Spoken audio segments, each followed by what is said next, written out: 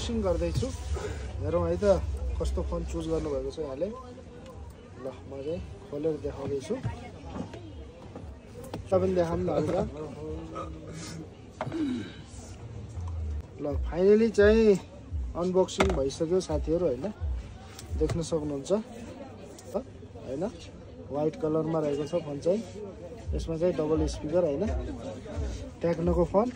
8GB RAM 64GB memory card छ अनि 50 megapixel यसमा क्यामेरा छ है त। नयाँ आएको एकदम लेटेस्ट कभर पिन त भइ नै हाल्यो यसमा।